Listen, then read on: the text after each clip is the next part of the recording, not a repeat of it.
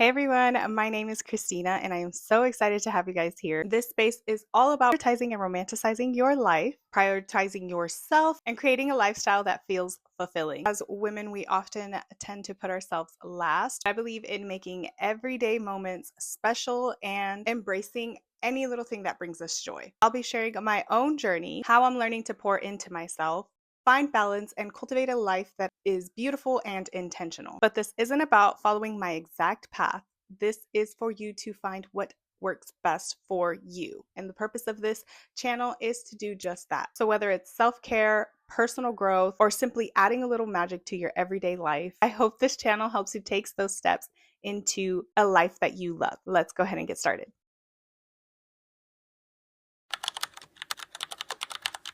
I want to say about 2 years ago, I realized that the life I was living was basically just on autopilot. I was going through and through the day, and it just felt draining and unmotivating, and I just felt lost. And I realized that doing all the things that I originally found happiness just weren't cutting it for me anymore. I realized that I just felt drained and I didn't want to go anymore. I wanted to just stay home and kind of close in, and I became more irritable. It ended up changing my entire personality, I want to say. It's just somebody that I just wasn't a fan of.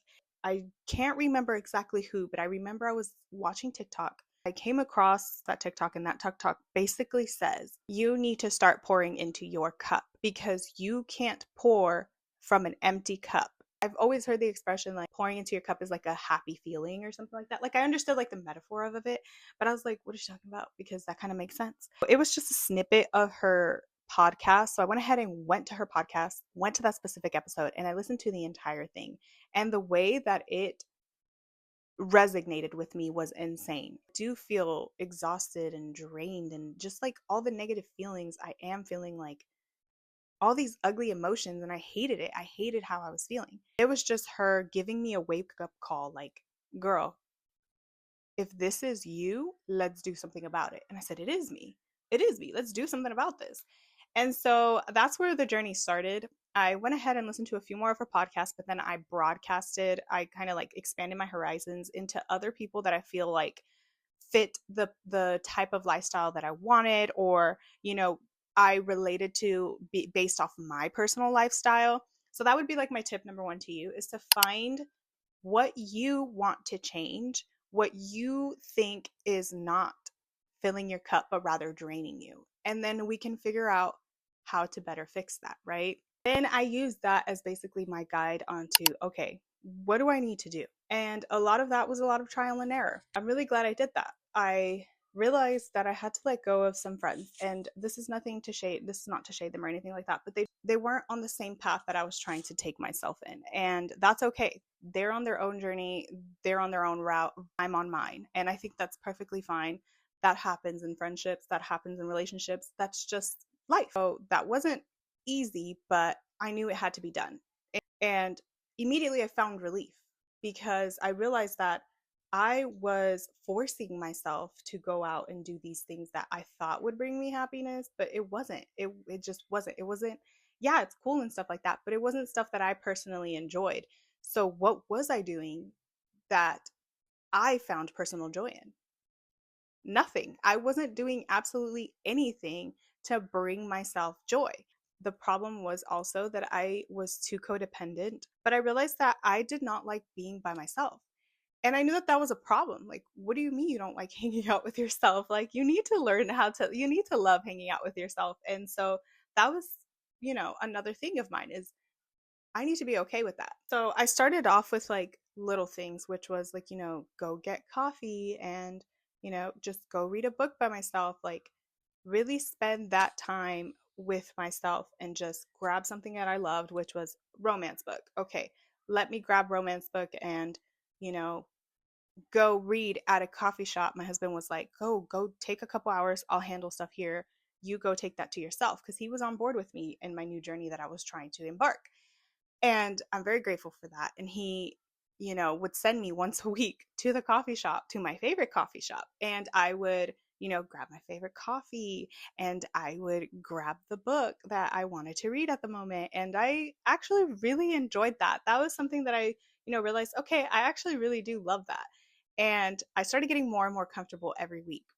Um, so that was another thing. And then I realized, I need to be more social.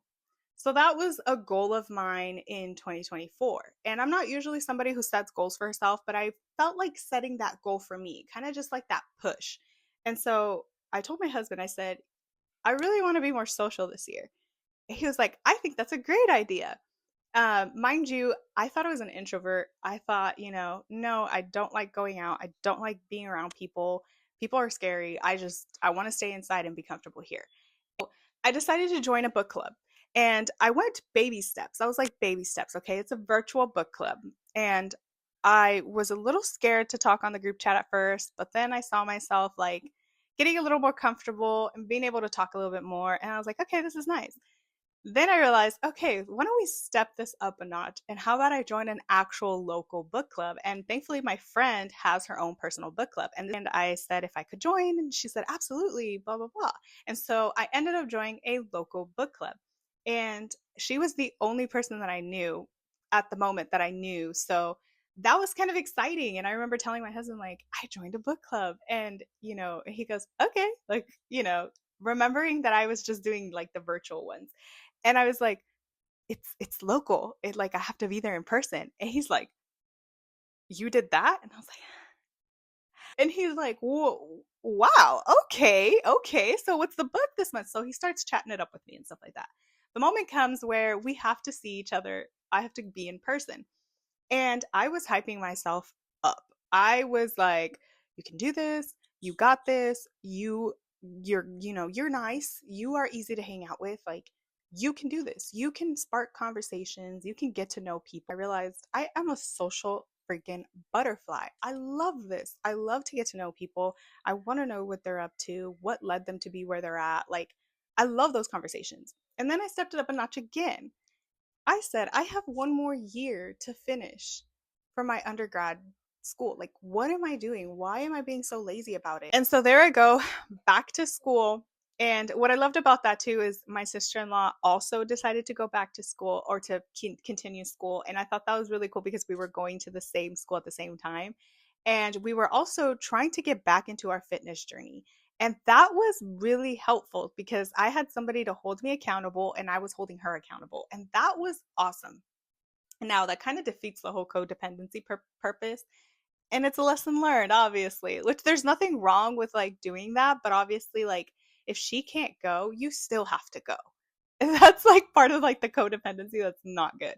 Anyways, so we were both back in school and we were both going to the gym together and that was awesome. I realized my cup was being overfilled at this point because I was feeling satisfaction every time I was going to school, realizing that I was getting one step closer to earning my degree. And that has been such a journey for me. So I wanted to really enjoy my last year in undergrad and that's exactly what I did. And so that was also something that, you know, that was another thing that checked off my list is I needed to feel a sense of belonging, a sense of accomplishment. That is just my personality. I wrote down some notes because I do have a little bit of homework for you guys, right? So the first thing we're going to do is we are going to find out what needs to change. Okay. What's not working for you? Throw them out like your old pair of jeans. Throw them out like that shirt from 2012. Next one is how to start making it happen. And I know that that's like the hardest part in this journey is for me personally, this means something so simple, like things that are so tiny, so simple, going to go get a book and a coffee and sitting there and just reading, right? Or going out and getting the things that I need for myself or for my house by myself. Okay, those are little things that bring me happiness, okay? One of the most essential things to have in your week is having a reset week where this is your day where you do things for you. So, for example, me, it would be this is the day where I take a little extra longer in the shower. I, get to use my good exfoliator. I get to, reapply my lashes and I, get to do my hair the way I want to for the rest of the week. Whatever it looks like for you, find it and trust me, it'll make that little thing will make such a big difference. Another thing too is now, winter is gone. Spring is on its way. It's getting ready. And that means flowers. I don't know if you're a flower girly. I thought I was definitely not a flower girly. Mine die immediately as soon as I touch them. And I went on TikTok and, was like, how do I take better care of my Trader Joe flowers? How do I, figure this out? And little by little, here I am enjoying going to go get flowers. And I call that my little, refresh flower week. And you'll see that in one of my YouTube shorts that I did a little weekly flower refresh, whatever you want to call it. And I got myself flowers, one for my office, one for my living room. Like, I went and chose those flowers and it made me feel so good. And then right after getting those flowers, I took myself to Ulta and I used my gift card from Christmas or something like that and I bought myself something. Like, obviously, you don't have to go buy yourself something, but girl, like, why not? Why not? I'm going to tell you right now, why not? Finding these little things that will essentially continue to fill your cup. I know it sounds like, girl, I'm just going to go get flowers. Romanticize it. Romanticize it. Put your favorite playlist on. Put the windows down. Whatever it is that you want to do, romanticize it because listen, this is your story. You are the main character because this is your story. So start acting like it. Do things that make you feel, oh, main character vibes. If it gives it to you, do it. Do it. 100% do it. If it doesn't, you tried it. Let's move on to the next thing. So, with that being said, I hope that this video was helpful. If it was, please comment down below if you have your personal things that you do to fill up your cup. I would love to hear what you guys do and possibly incorporate it into my life. Like, that's the beauty of this. I hope this motivates you to get started. I will continue this series, obviously, with also showing you guys what I personally do and then continue on with tips and tricks that helped me in hopes that it helps you. And I hope to hear from you guys as well. So, yeah, thanks for coming by, and I'll see you in the next video.